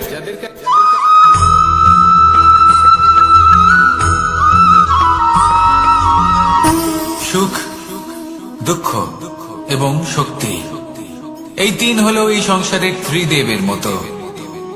আমাদের জীবনে যা কিছু ঘটছে এই তিনটির ভিত্তির উপরেই হচ্ছে। আসলে এই সংসারের একটা নিয়ম আছে, যখনই আপনি কিছু লাভ করেন এই সংসার আপনার পরীক্ষা নেয়। এটা জানার জন্য আপনার পরীক্ষা নেয় যে আপনি যা কিছুই লাভ করেছেন আপনি কি আদৌ সেটার যোগ্য কিনা। ঠিক সেইভাবেই এই সুখ, দুঃখ এবং শক্তি আপনার পরীক্ষা নিয়ে থাকে। যখন সুখ আসে তখন সে আপনার পরীক্ষা নেয় যে আপনার মধ্যে অহংবোধ জাগ্রত হয়নি তো। যদি অহংবোধ চলে আসে তাহলে সুখ সেখানেই সঙ্গ ত্যাগ করে। দুঃখ আপনার ধৈর্যের পরীক্ষা নিতে থাকে, আর যদি আপনার মধ্যে ধৈর্য না থাকে তাহলে এটা আপনাকে আরো বেশি দুঃখের গভীর অন্ধকারে ঠেলে দেবে। সেখানে শক্তি পরীক্ষা নেয় আপনার বিনম্রতার। যদি আপনি বিনম্র না হন তাহলে হয় এই শক্তি আপনার সঙ্গ ত্যাগ করবে, নয় এই শক্তি বিনম্রতার অভাবে আপনার পতনের কারণ হতে পারে। এই সংসারে যে কোনো ব্যক্তি যিনি এই পরীক্ষায় উত্তীর্ণ হয়ে থাকেন এই জীবনে তিনি সাফল্য লাভ করেন। আসুন আমার সাথে ভালোবেসে বলুন, রাধা রাধা।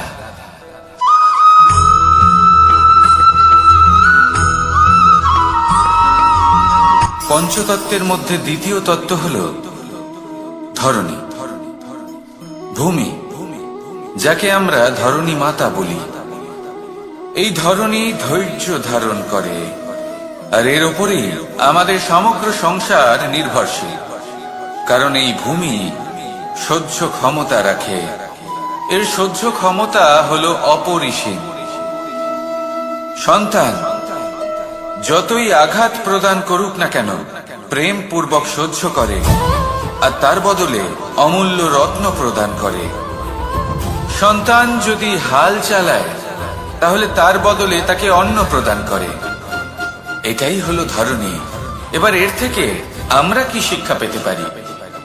এটাই যে কারোর জন্য কিছু করা বা কাউকে কিছু দেওয়া মনে কোনো কামনা ছাড়াই। আর এই কথাটা বুঝে যান, যদি কারোর জন্য কামনা না রেখে বা কোনো পাওয়ার আশা না রেখে কারোর জন্য কিছু করেন বা কারোকে কিছু দেন, যদি এটা আপনি শিখতে পারেন তবে আপনি ভালোবাসতে শিখে গেছেন। আর সেই জন্যই এই ধরিত্রীকে মাতা বলা হয়।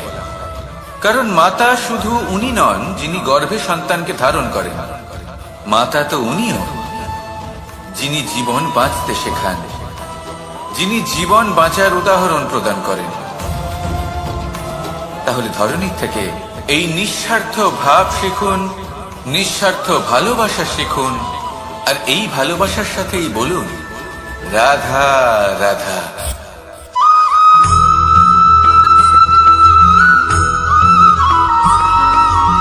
মানুষ জন্মগ্রহণ করে, তার সাথে ভয়েরও জন্ম হয়। ছোটবেলা থেকেই আমাদের মনে কোনো না কোনো প্রকারের ভয় থেকেই যায়। কেউ এই বিষয়ে ভয় পায় যে তার কোনো বস্তু তার থেকে দূরে চলে যাবে, কেউ এই বিষয়ে ভয় পায় যে আমি নিজেকে হারিয়ে ফেলব, কেউ এই ভেবে ভয় পায় যে আমার প্রিয়জনেরা তারা যেন আমার থেকে দূরে না চলে যায়, কেউ এই ভেবে ভয় পায় যে আমরা যেন পথ না হারিয়ে ফেলি, আদি ইত্যাদি। কিন্তু সত্যি কথা বলতে ভেবে দেখুন এই ভয় বাস্তবে কি? শুধুই একটা মনস্থিতি, আর কিছুই নয়। যা কিছু আপনি জীবনে পেয়েছেন তা একদিন আপনাকে হারাতে হবে।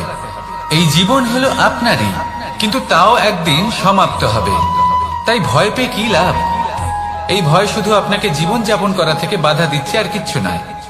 পথ হারিয়ে ফেললেই বুঝতে পারবেন যে নতুন পথ কিভাবে বানাতে হয়। কিছু মানুষকে জীবন থেকে হারালে তবেই আপনি বুঝবেন যে আপনার আপনজনকে। এই ভয়ের কারণে ভীত হয়ে থাকবেন না। এই তারা নক্ষত্র অন্ধকারের অভাবে গুরুত্ব হারায়। শিবকেও মহাদেব হওয়ার জন্য বিষপান করতে হয়েছিল। প্রত্যেক পরিস্থিতি, প্রত্যেক সাফল্য আপনার পরীক্ষা নেবে, তাতে উত্তীর্ণ হওয়া হলো আপনার কর্ম। যখনই আপনি ভয় পাবেন বা সংকটের সম্মুখীন হবেন তখন সাহসের সাথে তার সম্মুখীন হন। মনে রাখবেন, যে সম্মুখীন হতে জানে সাফল্য তার সাথে সব সময় থাকে। আসুন আর আমার সাথে ভালোবেসে বলুন, রাধা রাধা।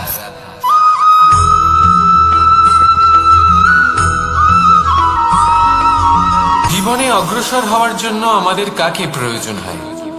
মাতা পিতা, বন্ধু, প্রেম, সাহায্য, অর্থ, পরিশ্রম, আশা। ভিন্ন ভিন্ন মানুষ ভিন্ন ভিন্ন বিকল্প চয়ন করে। যদি আমি আপনাকে বলি, তাহলে জয় আর পরাজয়ের মন্ত্র দুটো শব্দের উপর নির্ভর করে, মেনে নেওয়া আর দৃঢ় হওয়া। যদি মেনে নেন তাহলে হেরে যাবেন, যদি দৃঢ় হন তাহলে নিশ্চিত রূপে জয়ী হবেন। যদি কখনো আপনি ক্লান্ত হয়ে ওঠেন, আপনি দুঃখী হন, পুরোপুরি ভেঙে পড়েছেন, তখন মেনে নেবেন না যে আপনি ভেঙে পড়েছেন, নয়তো হেরে যাবেন। তখন উল্টে স্থির করবেন যে যাই হয়ে যাক না কেন, আমি জয়ী হবই। আর আপনি দেখবেন যে জয় নিশ্চিত রূপে আপনার কাছেই আসবে। তাহলে এই কথা মনে রাখবেন আর আমার সাথে ভালোবেসে বলবেন, রাধা রাধা।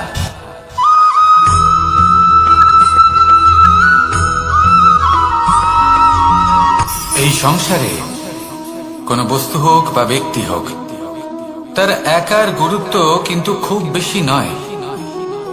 একটা উদাহরণ হিসেবে বৃষ্টির ফোঁটাকে ভেবে দেখুন।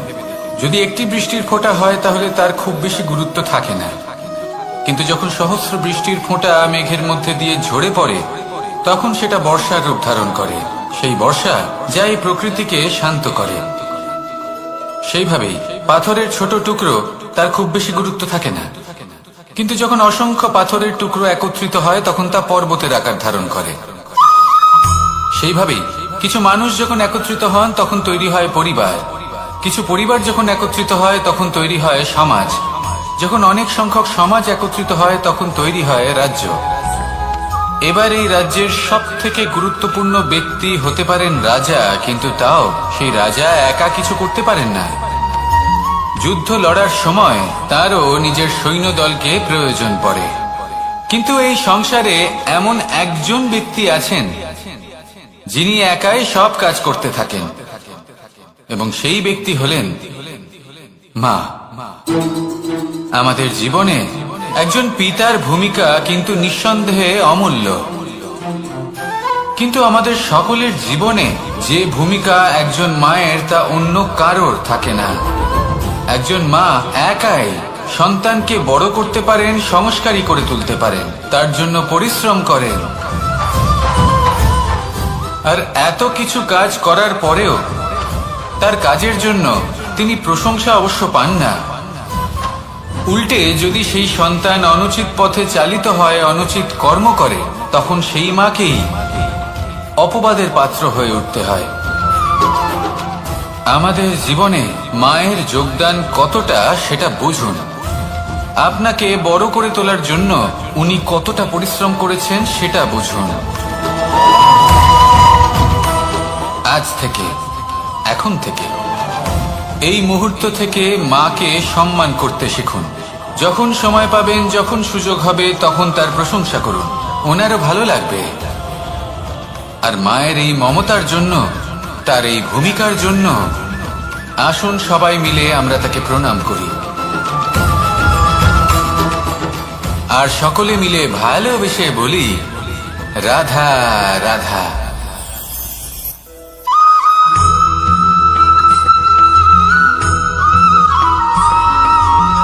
এই সংসারের সব থেকে গুরুত্বপূর্ণ তত্ত্ব কোনটা? প্রথম হলো সময়। জন্ম থেকে মৃত্যু পর্যন্ত এই যে সময়, এটাই তো হলো জীবন। দ্বিতীয় হলো জীবন, যাতে আমরা সময়ের সদ্ব্যবহার করি, শ্রেষ্ঠ থেকে শ্রেষ্ঠতর কাজ করার চেষ্টা করি। বহু বছরের এই পরম্পরা, এই সংস্কৃতিকে এগিয়ে নিয়ে যাওয়ার চেষ্টা করি। এই সংসারে আমরা অংশগ্রহণ করতে চেষ্টা করি। তৃতীয় হলো ধন, সেই ধন যা প্রত্যেক ব্যক্তি অর্জন করতে চেষ্টা করেন। এবার এই তিনটি তত্ত্বের মধ্যে একটা সামঞ্জস্য আছে, সমান ব্যাপার আছে। সে ধনই হোক বা সময় হোক বা হোক জীবন। আর সেই সমান ব্যাপার হলো যে যদি আপনি এটা গণনা করতে থাকেন তাহলে তা কমতে থাকে, যদি আপনি এটা ব্যবহার করেন তাহলে তা বাড়তে থাকে। একে সংগঠিত করে রাখতে চেষ্টা করলে এ হাত থেকে ফসকে যায়, কিন্তু যদি আপনি একে সামলে রাখতে শিখে যান তাহলে এমন কাজ করবেন যাতে সংসারের সাথে সাথে পরবর্তী প্রজন্ম লাভবান হবে। যদি কিছু শিখতে চান তাহলে সামলাতে শিখুন, গণনা করা বা সংগঠিত করা নয়। আসুন আর আমার সাথে ভালোবেসে বলুন, রাধা রাধা।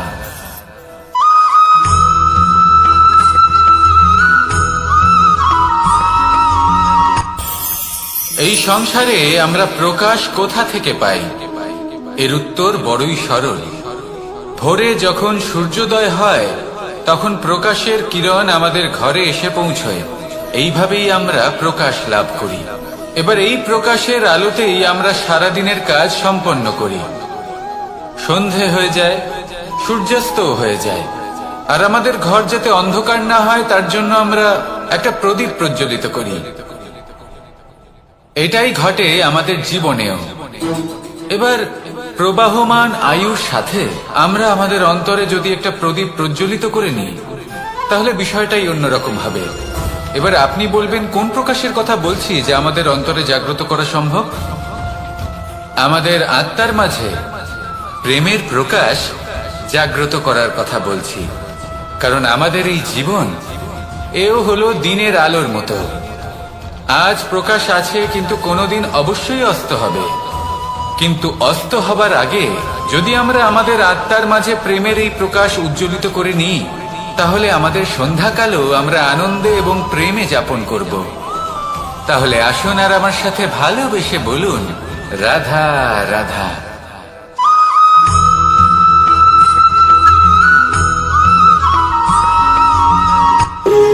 যখন মানুষের মৃত্যু হয় তখন কি হয়? অনেক সংখ্যক মানুষ শোক পালন করতে চলে আসেন।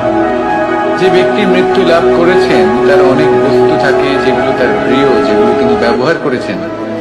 তার শয্যা, তার বস্ত্র, তার আভূষণ সবকিছু তার থেকে বিচ্ছিন্ন করা হয় এবং খালি হাতে তাকে শ্মশানের উদ্দেশ্যে রওনা করা হয়। আমি আপনাকে এই প্রশ্ন করতে চাই, আপনি এই সংসারে কি অর্জন করেছেন? ধন সম্পত্তি, বস্ত্র, আভূষণ, এই সবকিছু যে আপনি অর্জন করেছেন আপনার মৃত্যুর পরে তা আপনার থেকে দূর হয়ে যাবে। এর উত্তর হলো একটাই, আপনার কর্ম। শুধু সেটাই আছে যা একান্ত আপনার, আর শুধু সেটাই এই সংসার থেকে চলে যাওয়ার পরেও সংসারেই জীবিত থাকবে। যদি আপনি দুষ্কর্ম করেন তাহলে এই সংসার আপনাকে একটি অনুচিত উদাহরণ হিসেবে মনে রাখবে যে এই ব্যক্তি খুব পাপী ছিল, অনুচিত কর্ম করতেন। যে পথে তিনি চলেছেন সেই পথে কারোর চলা উচিত নয়। সেখানেই যদি আপনি সৎকর্ম করেন তাহলে সংসার চিরকাল এটাই বলবে যে খুব ভালো মানুষ ছিলেন, সবাইকে ভালোবাসতেন, সবাইকে সাহায্য করতেন, আমার খুব প্রিয় মানুষ ছিলেন। এটাই হলো শ্রেষ্ঠ কর্ম। সেই জন্য জীবনে শুধুমাত্র ধন সম্পত্তি, আভূষণ এই সব অর্জন করতে গিয়ে নিজের মনোনিবেশ করবেন না। শ্রেষ্ঠ কর্ম করুন। সংসার থেকে চলে যাওয়ার পরেও এই কর্মই এই সংসারে আপনাকে জীবিত রাখবে। আসুন আমার সাথে ভালোবেসে বলুন, রাধা রাধা।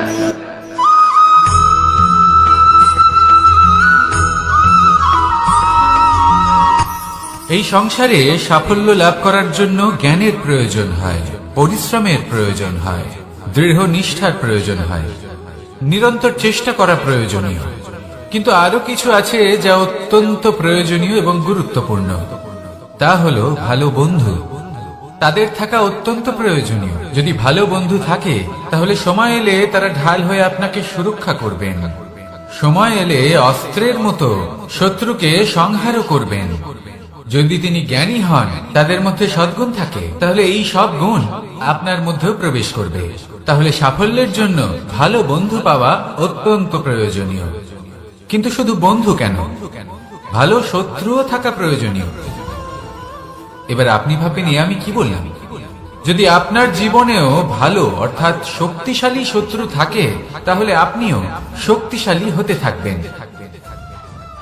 এই শত্রু আপনাকে প্রেরিত করবে আরো বেশি শক্তিশালী হয়ে ওঠার। কখনো কোনো হরিণকে দেখুন, তীব্র গতিতে দৌড়তে থাকে। কেন তীব্র গতিতে দৌড়য়? এই কারণে নয় যে কোথাও তার জন্য মধুর ঘাস অপেক্ষা করে রয়েছে, না, সে এই কারণে তীব্র গতিতে দৌড়য় কারণ সেটা না করলে তার পেছনে একটি সিংহ আছে যে ওকে নিজের ভোজন করে ফেলবে। তাই জীবনে বিপদ, সংকট এই সবকিছুও হলো অত্যন্ত গুরুত্বপূর্ণ। তার সম্মুখীন হতে শিখুন আর আমার সাথে ভালোবেসে বলুন, রাধা রাধা।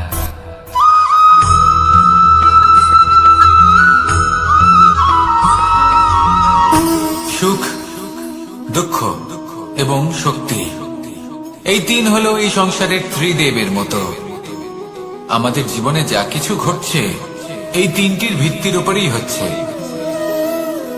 আসলে এই সংসারের একটা নিয়ম আছে, যখনই আপনি কিছু লাভ করেন এই সংসার আপনার পরীক্ষা নেয়। এটা জানার জন্য আপনার পরীক্ষা নেয় যে আপনি যা কিছুই লাভ করেছেন আপনি কি আদৌ সেটার যোগ্য কিনা। ঠিক সেইভাবেই এই সুখ, দুঃখ এবং শক্তি আপনার পরীক্ষা নিয়ে থাকে। যখন সুখ আসে তখন সে আপনার পরীক্ষা নেয় যে আপনার মধ্যে অহংবোধ জাগ্রত হয়নি তো। যদি অহংবোধ চলে আসে তাহলে সুখ সেখানেই সঙ্গ ত্যাগ করে। দুঃখ আপনার ধৈর্যের পরীক্ষা নিতে থাকে, আর যদি আপনার মধ্যে ধৈর্য না থাকে তাহলে এটা আপনাকে আরো বেশি দুঃখের গভীর অন্ধকারে ঠেলে দেবে। সেখানে শক্তি পরীক্ষা নেয় আপনার বিনম্রতার। যদি আপনি বিনম্র না হন তাহলে হয় এই শক্তি আপনার সঙ্গ ত্যাগ করবে, নয় এই শক্তি বিনম্রতার অভাবে আপনার পতনের কারণ হতে পারে। এই সংসারে যে কোনো ব্যক্তি যিনি এই পরীক্ষায় উত্তীর্ণ হয়ে থাকেন এই জীবনে তিনি সাফল্য লাভ করেন। আসুন আমার সাথে ভালোবেসে বলুন, রাধা রাধা।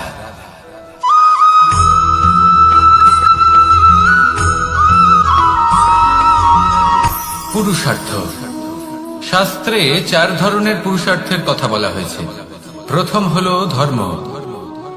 আপনি কি জানেন এই ধর্ম আসলে কি? আপনার কি মনে হয় ধর্ম আসলে কি?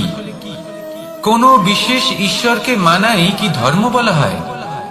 নাকি কোনো বিশেষ রীতি পালন করাই হলো ধর্ম? নাকি কোনো বিশেষ সাহিত্যকে সর্বশ্রেষ্ঠ মনে করাই হলো ধর্ম? না, ধর্ম হলো সেটা যাকে ধারণ করা যেতে পারে। আর ধারণ শুধু সেটাই করা যায় যা পবিত্র। পবিত্র শুধু তাকেই বলা হয় যা নিঃস্বার্থ, যার মধ্যে শাসন করার কোনো ইচ্ছে নেই, যা সরলভাবেই প্রবাহমান, জল এবং বায়ুর মতো। যখন কোনো ব্যক্তি ধর্মকে ধারণ করেন এবং সেই ধর্ম সেই ব্যক্তিকে রক্ষা করে তখন তাকে ধর্ম বলা হয়। ধর্ম যা রক্ষা করে অহংকার থেকে, খারাপ চিন্তার হাত থেকে। সেই জন্য পুরুষার্থ গড়ে তোলার আগে, ধর্ম পালন করার আগে ধর্মের প্রকৃত অর্থ কি সেটা বুঝে নিন। এটা জেনে রাখুন যে সমস্ত ধর্মের আধার, সমস্ত ধর্মের ভিত শুধুমাত্র ভালোবাসা। আসুন আর এই ভালোবাসার সাথেই বলুন, রাধা রাধা।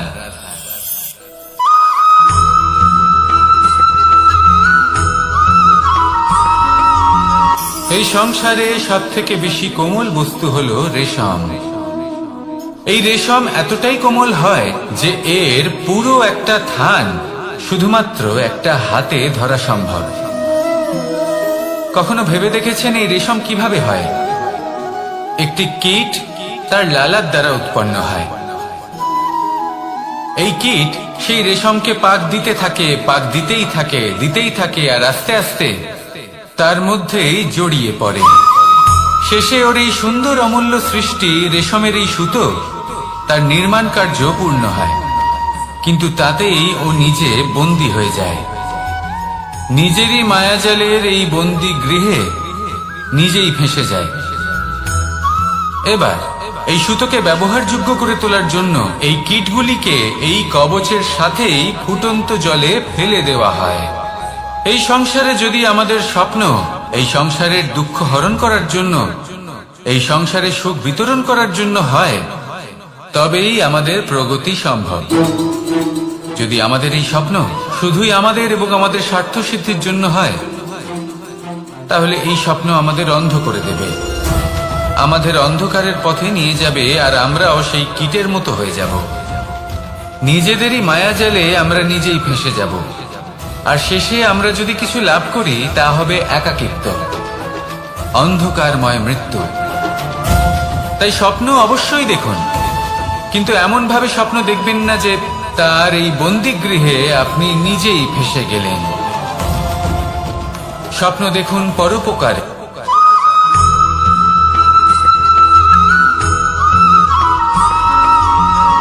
কেউ বলে জীবন খুব ক্ষণস্থায়ী, কেউ বলে জীবন হলো একটা সুন্দর স্বপ্নের মতো, আবার কেউ বলবে জীবন হলো এক কঠোর সত্য।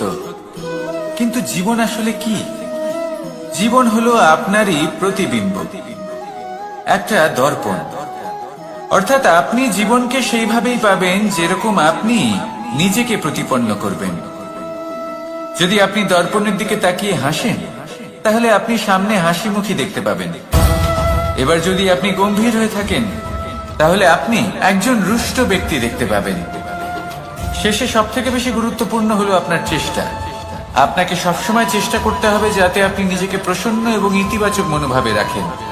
এটা হলো আপনারই উত্তরদায়িত্ব, তাকে পালন করুন। এই মনকে প্রসন্ন রাখুন, এই সংসারকে সুন্দর বলে মনে হবে, আর এই মন প্রসন্ন হয়ে বলবে রাধা রাধা।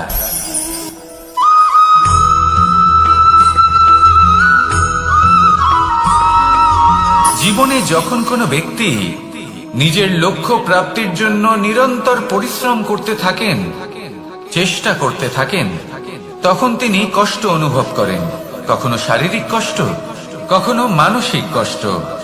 এবার উনি এটা ভাবতে থাকেন যে আমি কি উচিত করছি নাকি অনুচিত করছি। কারণ অন্যদিকে এমন একজন ব্যক্তিও আছেন যিনি একদমই পরিশ্রম চেষ্টা করছেন না। তিনি মদিরা পান করেন, বিলাসিতায় জীবন কাটান, অলস প্রকৃতির হয়ে ওঠেন, নিদ্রাতে বিলীন হয়ে থাকেন, আর ভাবেন যে তিনি সুখ লাভ করছেন। কিন্তু এরকম কেন হয়? কারণ যখন আমরা সৎ পথে থাকি, উচিত পথে চলি, লক্ষ্য প্রাপ্ত করার জন্য চেষ্টা করতে থাকি, তখন আমাদের ভেতরে থাকা নেতিবাচক শক্তি এবং পাপ এই দেহকে ত্যাগ করে দেয়।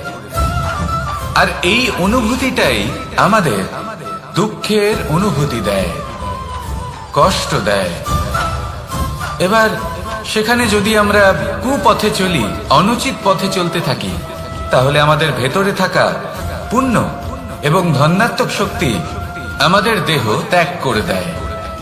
আর এই অনুভূতির কারণেই আমরা সুখ অনুভব করি। কিন্তু কখনো ভাববেন যে এই সুখ বেশি সময় পর্যন্ত থাকে না। সেই জন্য সবসময় মনে রাখবেন, যদি আপনি জানেন যে এটাই আপনার লক্ষ্য, এটাই উচিত পথ, শুভ পথ, তাতে নিরন্তরভাবে এগিয়ে যেতে চেষ্টা করতে থাকুন। এই কষ্ট আপনাকে সুখের পরাকাষ্ঠায় কখন পৌঁছে দেবে তা আপনি জানতেই পারবেন না। আসুন আমার সাথে ভালোবেসে বলুন রাধা রাধা।